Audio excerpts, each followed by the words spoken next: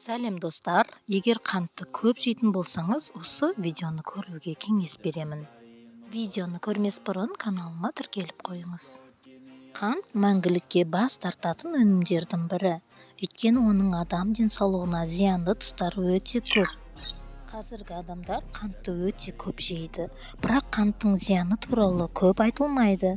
Қант иммунитетті әлсіретеді, бактериялық жұқпаларға қарсы күресуді төмендетеді, бүйрек ауруларына шалдықтырады, ағзаға хром микроэлементі жетіспейтін болады.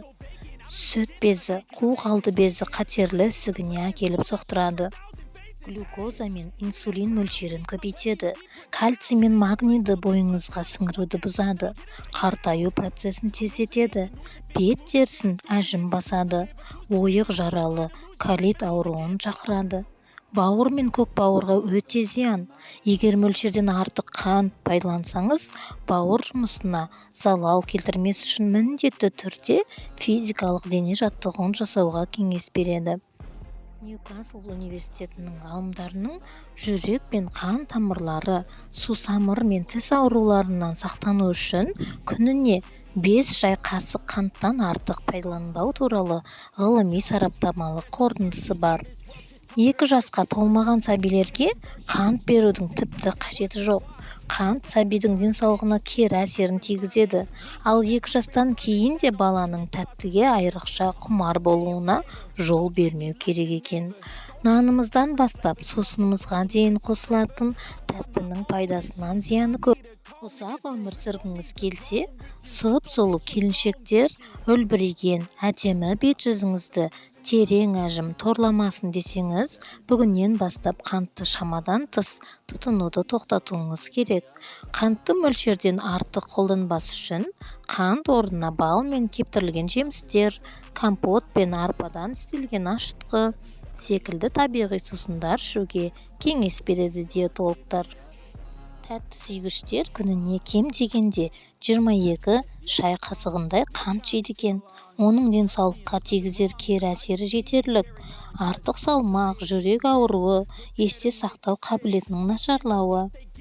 Тіс жегі ауыз қуысындағы бактериялар қантпен қоректенгенде пайда болады. Соның әсерінен тістің эмалін кетіретін оттек түзіледі. Тіпті жұмсақ дейтінге дейін жетеді.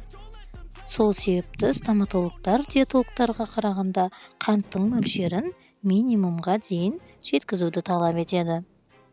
Егер таңғы асқа құрамында қанты көп тамақ жесеңіз, сіздің ағзаңыз ішке түскен асты энергияға айналдыру үшін инсулин гормонды көбірек талап ететін болады.